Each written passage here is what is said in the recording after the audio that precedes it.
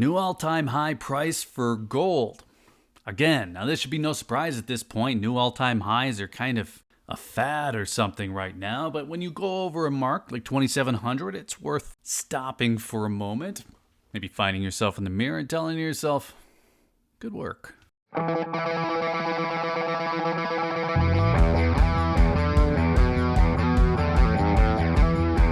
New all-time high for gold.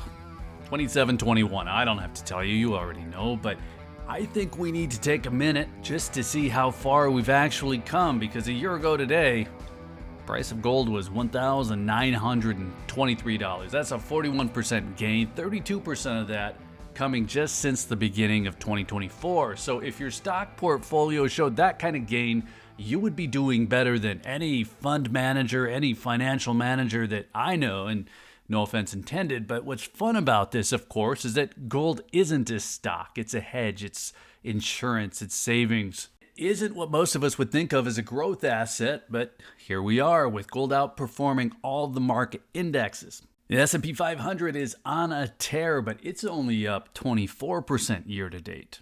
Now, this isn't just to congratulate ourselves here, high fives, but what I'm really looking at is planning. What's next? Now, I don't know if we're in the wild exuberance phase yet, but I was out last night and I was told that buying gold and silver was probably a good idea. And I've always thought that when you start getting unsolicited financial advice and random encounters, well, the actual signal is probably the opposite. If the guy at the bar is saying buy, it's probably time to get out. Now, gold, it is a little bit different. Like I said, I don't buy gold or silver for wild growth opportunities. So if somebody's out there catching onto the stuff, but maybe getting a little bit too excited, well, I can give it a pass. I'll just ignore the hyperbole and make my changes in subtle ways. So I'm definitely not getting out.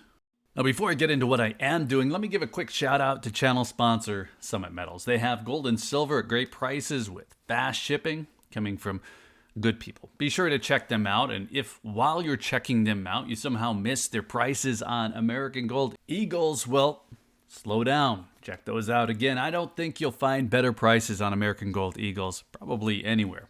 SummitMetals.com.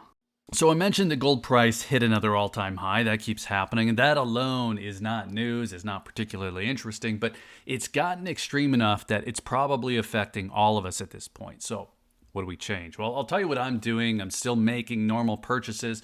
And I guess the reason for that is that even though the prices sting a little bit, if we look back, the sting, for me at least, started when spot price hit around $2,000. So if I would have stopped there, I'd be out 30% of this growth. Now, what I'm doing less of is making those extra purchases. So none of this is going to be advice on what I think others should do, but I buy more on dips, and there just haven't been any. So maybe we get a $40 price drop, maybe even 60 or 80, but nothing that would trigger a back up the truck moment for me. Now, that said, this year we passed 2,200, 2,300, 2,400, 2,500, and any of those today would be pretty exciting. So waiting for dips this year hasn't been a good strategy. Now, I am doing something different, though, and that something always seems to send a person or two into a rage in the comments.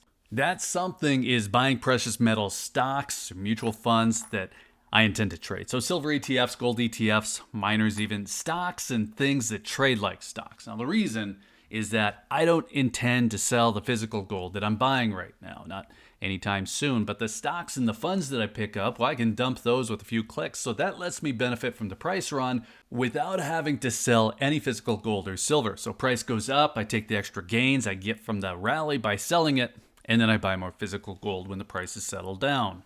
I figure if you can make the trades, pull out the profit, a rally can be a lot more fun. Now again, I'm not telling anyone else to do it, but I said I wasn't changing much. Just this one thing, so I thought I'd mention it. Now, this is to take advantage of a price gain rather than the opposite, just having to pay more for the same stuff. Now, that idea, which is how the vast majority of people buy gold or silver today, always infuriates a person or two in the comments, and I think it's because there's just so much misinformation about price manipulation. Now, look, an individual buying into a gold or silver ETF because they believe in the price direction is not suppressing prices. Now, I know there are a lot of people on YouTube crying price manipulation who don't actually understand what it means or how it works, but I can tell you my personal stock trades are never going to be enough to affect gold price either direction.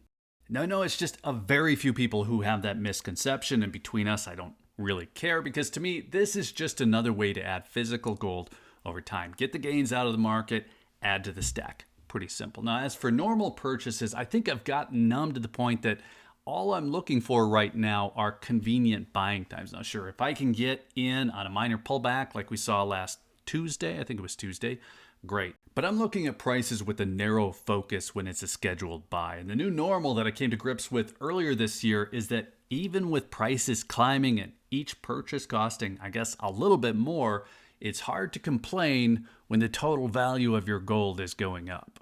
Now, the end goal for stacking gold should really be more about the number of ounces than the price target at any given moment. Now, I have to remind myself that every now and then. I think the price is well on its way to $3,000 in 2025, but if gold pulled back to $2,500, well, it wouldn't really change anything for me since I don't intend to sell next year. It would only affect what I intend to trade. Now, I thought that was worth mentioning. So if you're out on the town, you find yourself on the receiving end of the unsolicited advice from a random person telling you, run, don't walk, get yourself some gold or silver, well, probably ignore it, but it's a good reminder that you really need two lenses on gold and silver. What you intend to buy to hold and what you buy to trade. The strategy for the two should be very different. So let's call it good there. There's celebrating to do. We need to make time to congratulate ourselves for buying the gold when people said not to. Yay for us. Hit up the comments. Let us know what you're up to with gold at all-time highs. Are you changing anything or not? Let us know. And then while you're there, be sure to hit the like button if you found any of this interesting. Be sure you're subscribed with notifications turned on if you want to hear more on the topic. And if you're still here, thanks again for watching. I always appreciate your time. Take care.